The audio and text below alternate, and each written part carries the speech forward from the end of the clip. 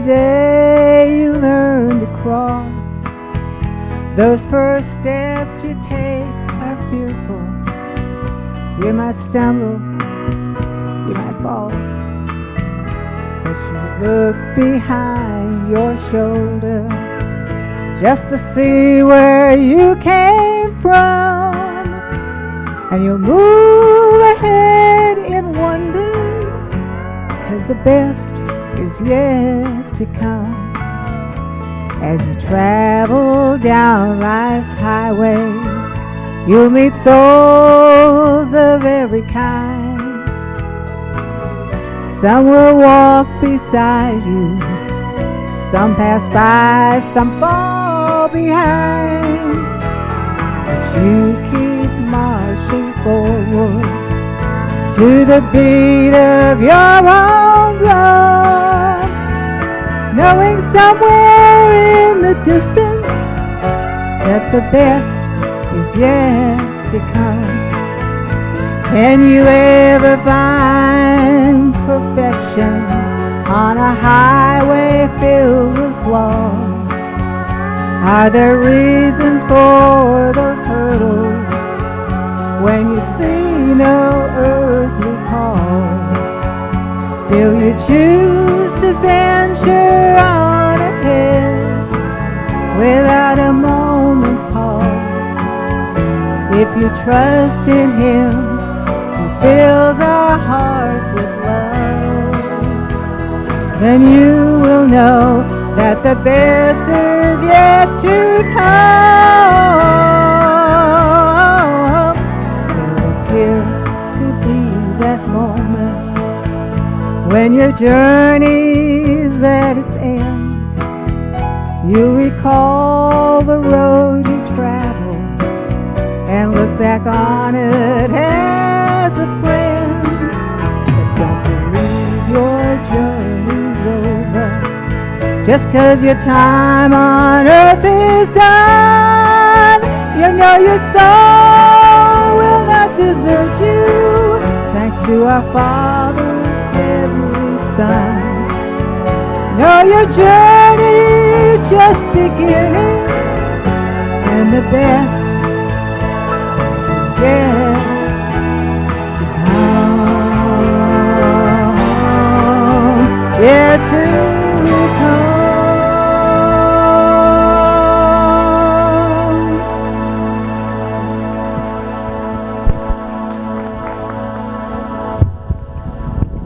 Beautiful job, Karen. Thank you so much. That's the message right there. The best is yet to come.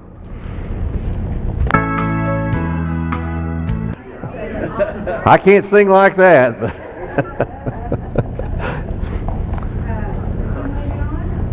Yes, yes. Now we're moving on. Everything's in flux this morning, it seems. Why we're here 3 years. That's why we're here 3 years. David Satcher was born in Anniston, Alabama. At the age of 2, he contracted whooping cough. A black doctor came to try to care for him. And he told his parents, "I don't expect the child to live." But this doctor, Dr. Jackson, spent the day with the family doing what he could and instructed the family on what they could do to care for David Satcher during the rest of the night. David did survive.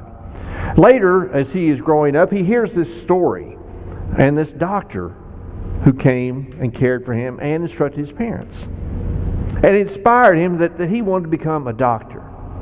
Now, David Satcher was in Calhoun County Comprehensive High School. He was in what was called the C group. The C group was the students that were let out early to go work in the fields. And David Satcher saw for his future that there's not going to be a whole lot other than working around here in Anniston, Alabama. But he had a teacher who saw more in him and really challenged him to do more with his life. And David Satcher did. David Satcher went to college, went to medical school. David Satcher became the president of Meharry Medical College right here in Nashville. David Satcher went on to become the first black person to hold the position of Surgeon General of the United States. Quite a career. Now, who should get the credit for those achievements? Should be Dr. Satcher. I mean, he put in countless hours for work, study, internship, working here, working there, developing skills. I mean, shouldn't he get the credit for that?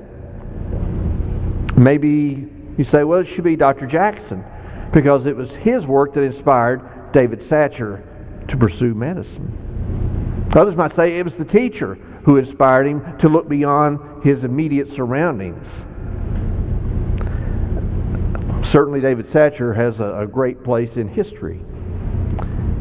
How would it feel, though, to be that footnote in history? To be Dr. Jackson, to be the teacher? How would it feel to be that footnote in history? You see, their names do not have international recognition. They're just that little footnote in the annals of history. You might say, Pastor, even someone who's got just that little footnote in the annals of history, that's more than most people would ever get in life, which is true. Lee Harvey Oswald, John Wilkes Booth, those are guys who would qualify as unknowns, who suddenly burst onto the scene of history and then disappeared.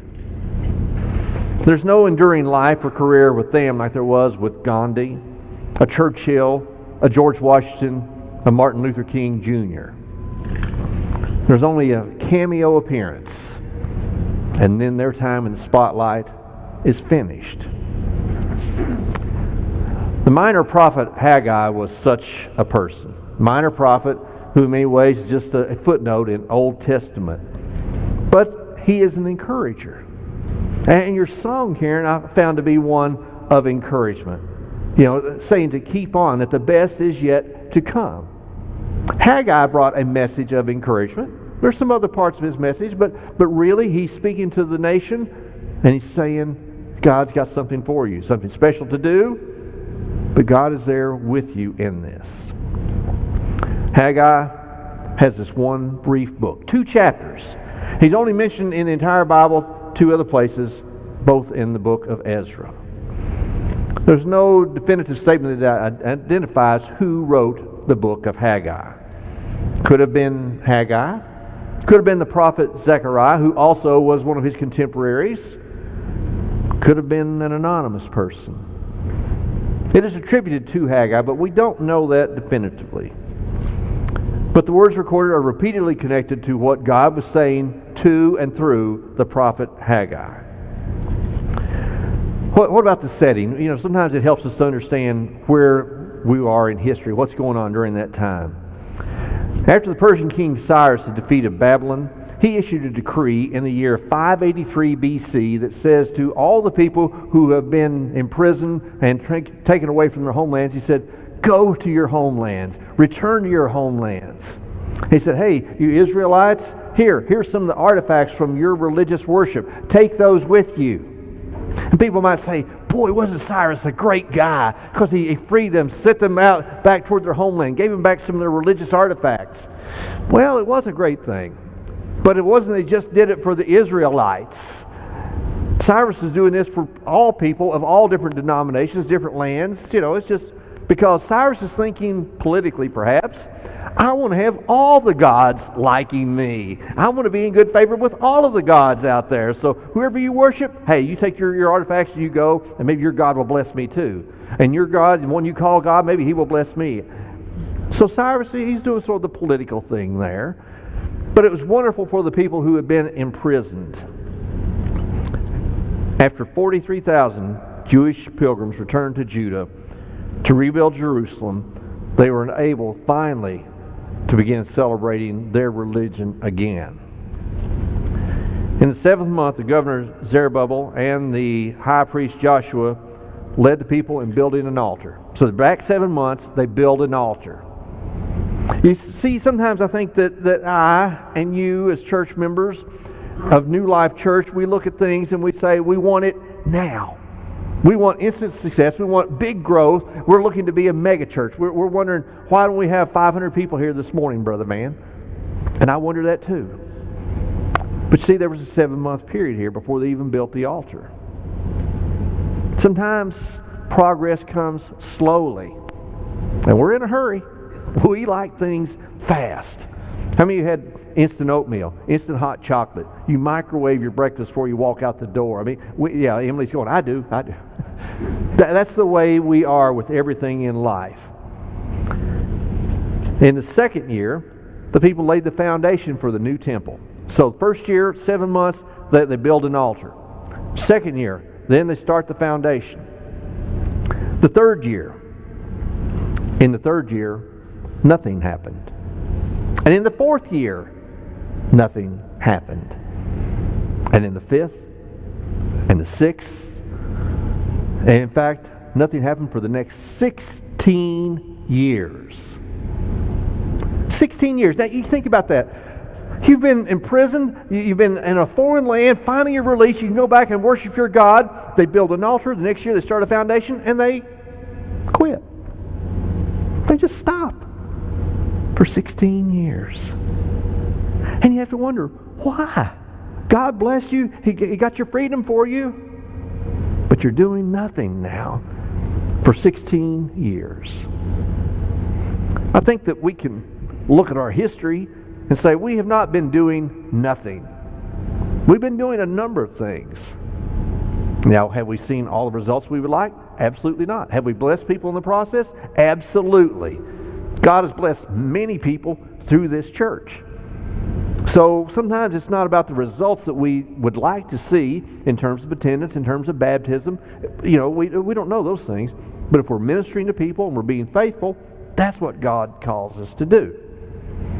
But we're not doing nothing. For 16 years, the nation did nothing. Why not?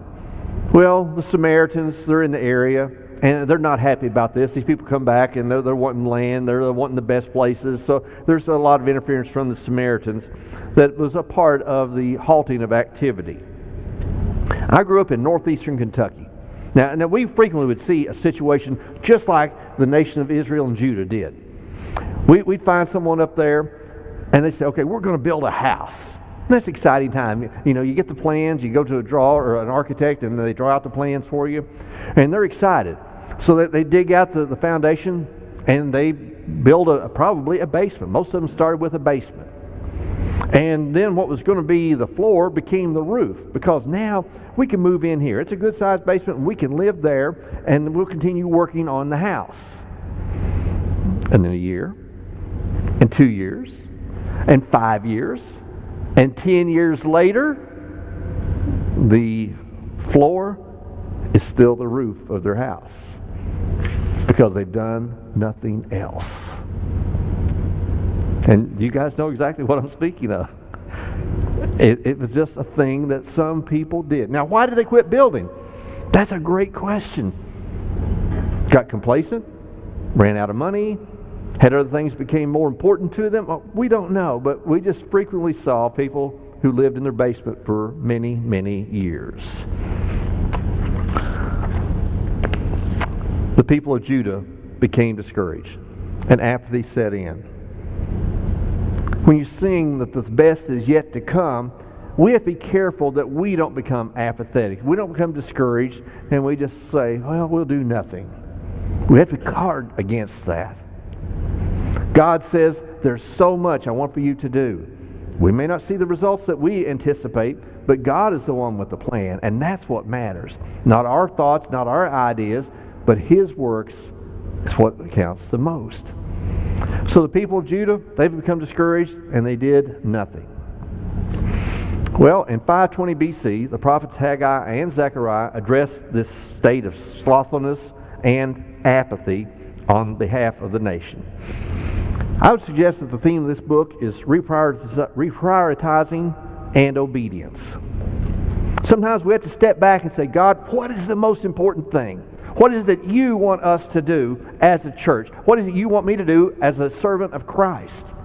Reprioritizing, and then being obedient.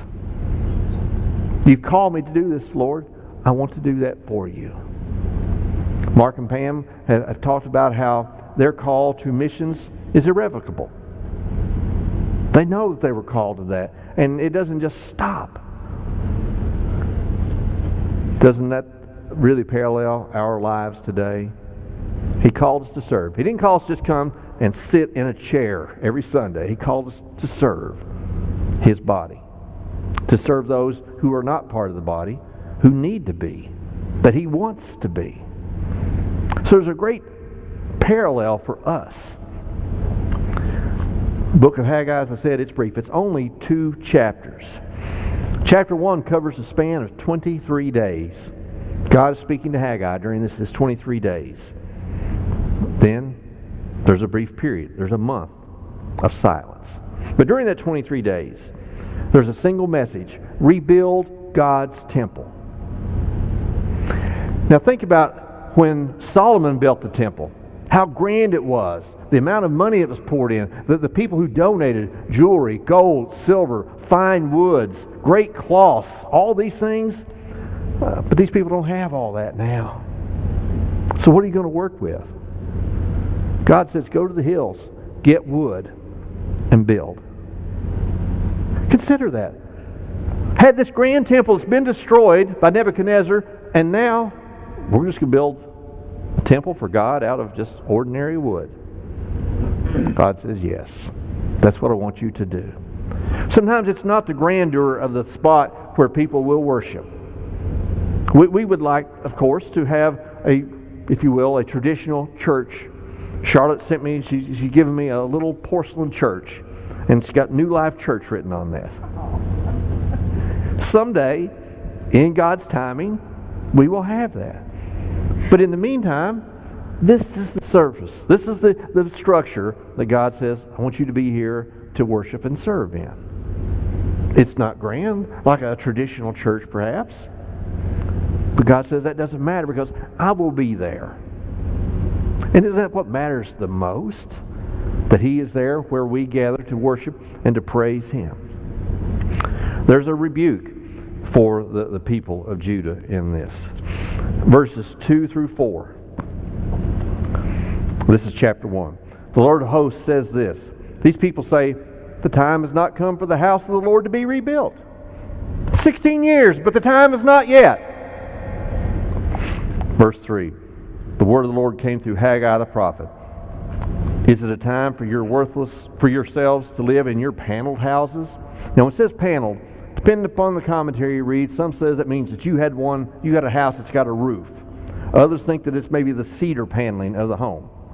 Is it a time for yourselves to live in your paneled houses while this house, my house, lies in ruins?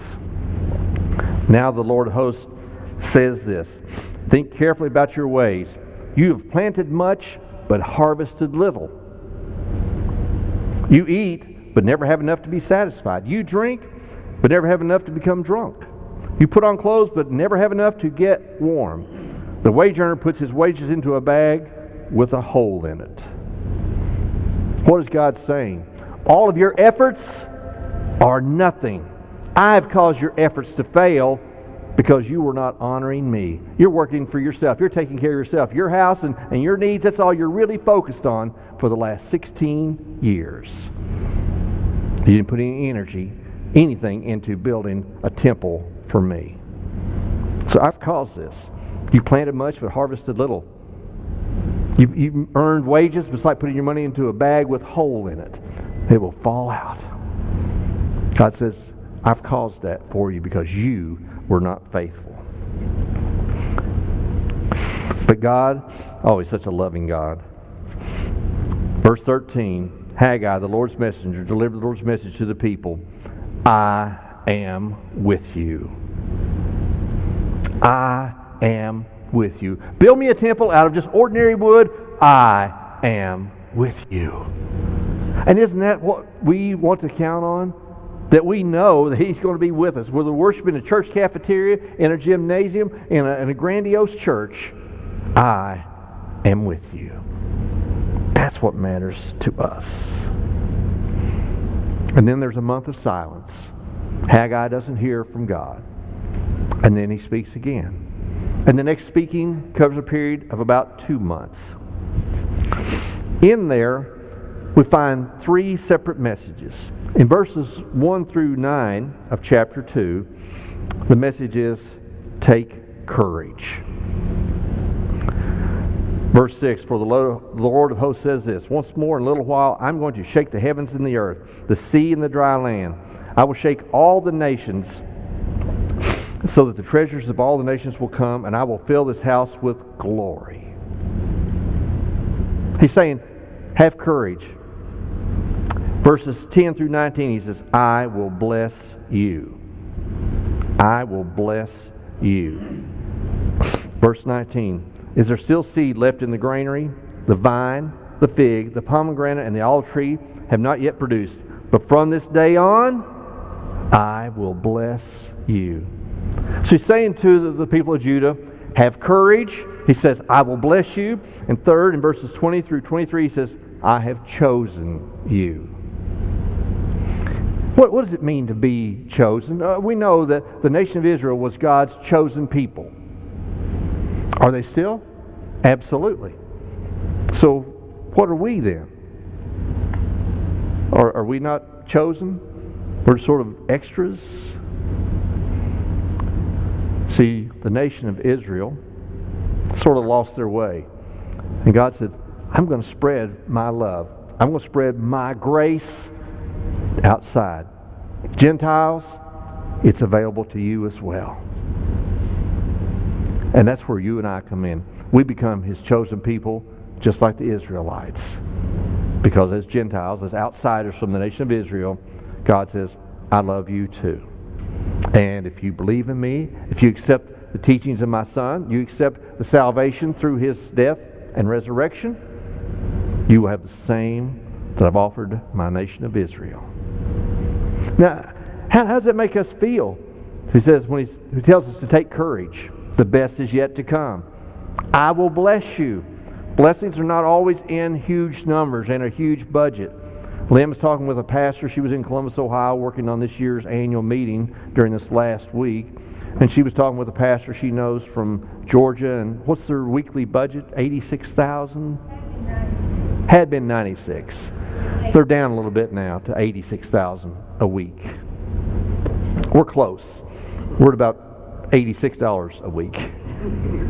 Now, but see, do you have to have a budget of $86,000 and say God is blessing us?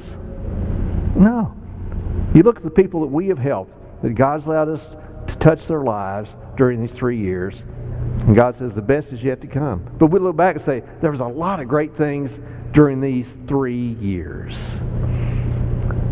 Of chapter 2, I think if you would look at it in its entirety, you'd say that the message from this book of Haggai is encouragement and hope. Haggai's encouraging the people through God, speaking through him, but also there's hope ahead. Today we look around and we see where the church is under attack around the world. We see people who are being beheaded.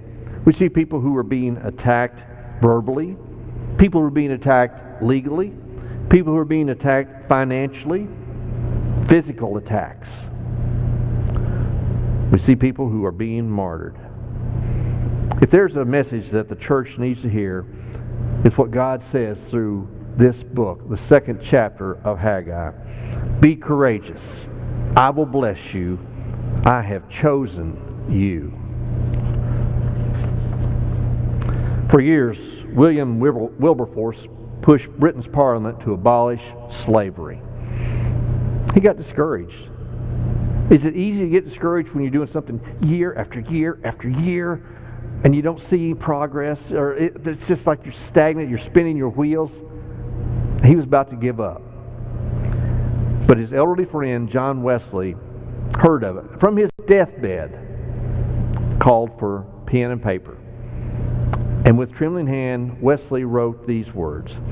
Unless God has raised you up for this very thing, you will be worn out by the opposition of men and devils.